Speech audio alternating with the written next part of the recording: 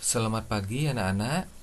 Semoga kalian senantiasa berada dalam keadaan sehat.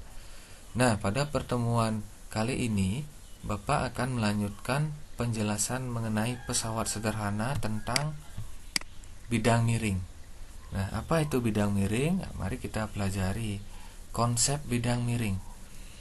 Nah, Bapak akan berikan beberapa gambar bidang miring, contoh bidang miring. Nah, yang pertama ada tangga, seorang yang menaiki sebuah tangga. Yang kedua ada gambar orang yang menaikkan sebuah benda atau peti ke dalam box sebuah truk menggunakan papan sandaran. Nah, papan sandaran ini berfungsi sebagai bidang miring. Nah, tentunya dengan ada papan sandaran ini, maka akan memudahkan orang tersebut untuk menaikkan peti itu. Nah, dari gambar itu maka dapat kita tarik kesimpulan bahwa bidang miring itu adalah suatu bidang datar yang diletakkan miring atau membentuk sudut tertentu sehingga dapat memperkecil gaya kuasa atau memudahkan melakukan pekerjaan. Nah, itulah konsep bidang miring. Oke, kita lanjutkan lagi. Nah, contoh penerapan bidang miring.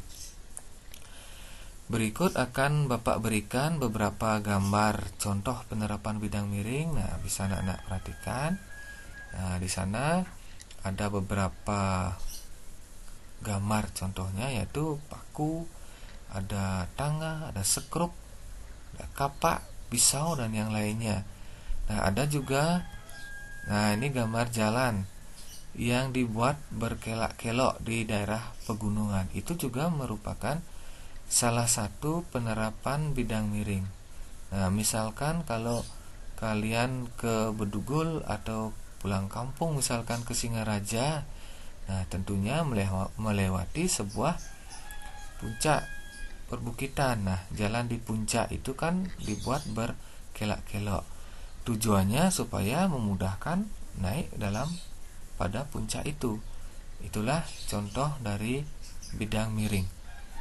Oke, kita lanjutkan lagi.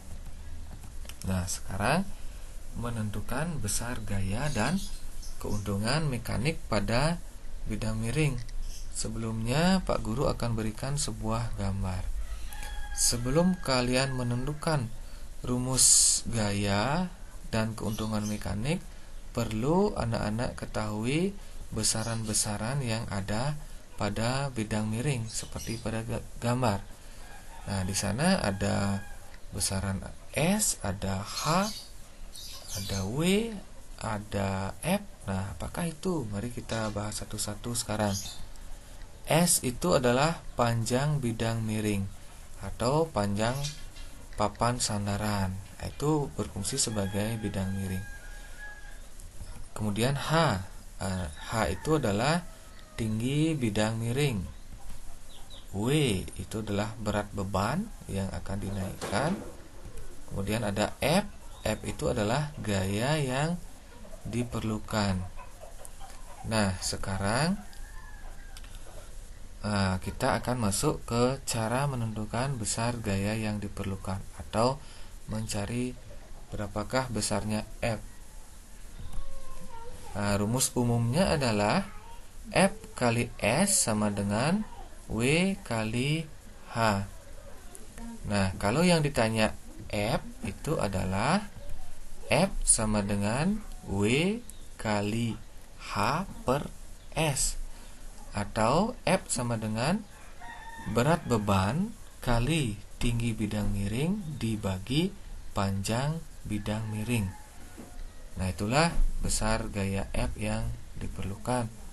Kemudian keuntungan mekanik atau KM bisa dicari dengan rumus KM sama dengan W per F, atau yang kedua bisa juga dicari dengan rumus KM sama dengan S per H. Nah, demikian rumus gaya yang diperlukan dan keuntungan mekaniknya. Nah, untuk memudahkan memahaminya akan Bapak berikan contoh soal. Nah, bisa anak-anak perhatikan. Nah, anak-anak lihat gambarnya, yaitu ada orang yang menaikkan peti atau beban ke dalam sebuah box, sebuah truk, menggunakan bantuan papan sandaran sebagai bidang miring. Nah, ini soalnya. Sebuah peti yang beratnya 2000 Newton dinaikkan ke dalam box sebuah truk dengan menggunakan papan sandaran yang panjangnya 2,5 meter. Jika tinggi box dari tanah 1,25 meter, berapakah gaya yang diperlukan? Kita lihat pembahasannya.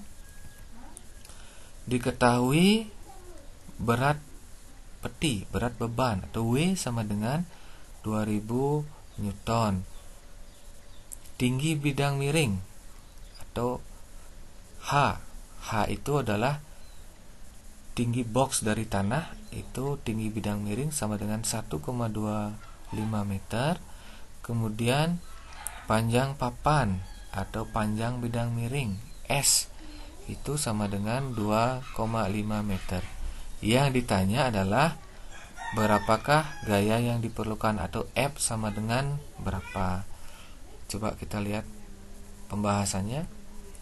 Nah, seperti rumus yang Bapak berikan tadi untuk mencari F itu sama dengan W kali H per S. Nah, tinggal anak-anak masukkan nilainya sama dengan 2000 kali 1,25 per 2,5. Nah, 1,25 dengan 2,5 itu dibagi atau bisa dimudahkan menjadi 1/2. Jadi tinggal F sama dengan 2000 kali 1/2. Hasilnya F sama dengan 1000 Newton. Jadi gaya yang diperlukan itu adalah 1000 Newton. Nah, demikian anak-anak untuk contohnya. Pak harapkan anak-anak bisa memahami dengan baik. Nah, sekarang kita lanjutkan lagi. Prinsip kerja pesawat sederhana pada sistem gerak manusia. Nah, anak-anak perhatikan berapa gambar berikut. Nah, ini ada orang yang sedang mengangkat barbel, gym ya. Terus ada orang yang menjinjitkan kakinya. Kemudian ada, nah ini orang yang sedang melakukan smash pada permainan bulu tangkis. Nah, pada beberapa kegiatan itu tentunya melibatkan sistem gerak pada manusia. Yang dimaksud sistem gerak yang terlibat di sana ada otot yang terlibat, ada sistem rangka. Nah, pada sistem gerak yang terlibat tersebut tentunya menggunakan prinsip kerja pesawat sederhana. Nah, pesawat sederhana jenis apakah yang digunakan dalam sistem gerak tersebut? Nah, coba kita lihat sekarang. Nah, ini dia. Nah, pada kepala kita atau leher kita. Nah, itu yang gambar yang pertama. Nah, anak-anak lihat itu titik tumpunya berada di tengah-tengah. Nah, jadi itu merupakan pesawat sederhana jenis tuas, yaitu tuas jenis pertama, karena titik tumpunya berada di tengah-tengah. Kemudian saat kita menjinjit, kaki kita menjinjit, bisa anak-anak lihat gambar yang kedua, yaitu yang berada di tengah-tengah itu adalah W. W itu titik beban. Nah, jadi jenis pesawat sederhana di sana adalah tuas jenis kedua, karena titik beban itu berada di antara titik tumpu dan titik kuasa. Gambar yang ketiga, saat kita mengangkat sebuah barbel, bisa anak-anak lihat yang berada di tengah-tengah itu adalah titik kuasa. Nah, karena titik kuasa berada di antara titik tumpu dan titik beban, maka di sana termasuk pesawat sederhana jenis tuas jenis ketiga. Nah, demikianlah pesawat sederhana pada sistem gerak manusia. Semoga kalian bisa memahami dengan baik.